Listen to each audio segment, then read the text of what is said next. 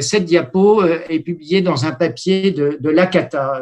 Olivier Édouard Lacata, tu sais, le grand maître de la cardiologie du sujet âgé. Je pensais qu'il était mort, moi, mais pas du tout. Il vient de publier un papier qui est génial. C'est en fait un éditorial, un viewpoint que je vous pousse vraiment à lire dans JAMA parce que Lacata émet une hypothèse extrêmement intéressante pour expliquer pourquoi les sujets âgés et les sujets diabétiques sont des patients qui sont surreprésentés dans la catégorie des patients qui vont faire une forme grave. Et il revient aux fondamentaux qui ont été ceux de ce coronavirus qui vient se fixer sur cette enzyme ACE2. Ce coronavirus qui vient se fixer sur l'enzyme ACE2, on le sait bien, et je vais aujourd'hui vous faire ce que je n'avais pas osé vous faire la dernière fois. L'ACE2, c'est là. L'enzyme de conversion classique, c'est là. Eh bien, quand vous avez l'ACE2 qui est occupé, mangé par le coronavirus, à ce moment-là, il n'y a plus d'équilibre et il y a un déséquilibre qui se fait sur le système rénine-angiotensine avec l'angiotensine 2 qui devient très prédominant. Et ce que rappelle Lacata, c'est que l'angiotensine 2, c'est un produit très pro-inflammatoire. Donc, non seulement il est vasoconstricteur, mais il est pro-inflammatoire. Donc, l'orage inflammatoire qui se produit chez les patients qui sont infectés est lié à ce déséquilibre de la balance. Et l'ACE2, vous avez un moyen de le rééquilibrer en donnant des ARA2. Si vous donnez des ARA2, vous avez des récepteurs ACE2 solubles qui reviennent et qui vont rééquilibrer le système.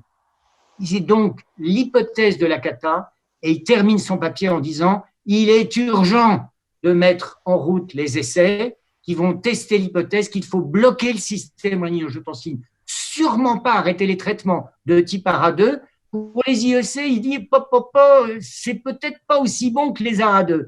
En faisant cela, il met en avant l'énorme travail de recherche clinique qui a débuté. Et là, j'ai fait le Clinical Trials de hier, et vous le voyez, il y a maintenant 10 essais avec le mot-clé ARB ou Zartan.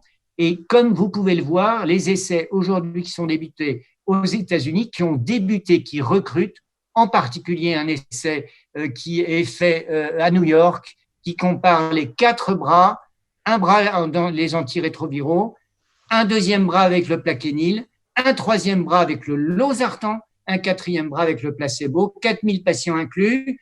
À New York, où l'épidémie bat son plein, on va avoir ce résultat très vite. Et puis, hier, a été lancé, en tout cas informé, d'un autre essai avec un autre zartan, le valsartan, à un dosage élevé de 160 mg comparé au placebo chez des patients qui n'ont pas encore la forme grave, mais qui ont le Covid plus confirmé et chez lesquels on donne le traitement comme on donne le plaquenil, où les gens aimeraient donner le plaquenil. Eh bien là, ils vont donner le valsartan 160 pour essayer de voir si ça ne pourrait pas empêcher l'orage hormonal et inflammatoire qui est induit par le corona, qui vient détruire les récepteurs ACE2.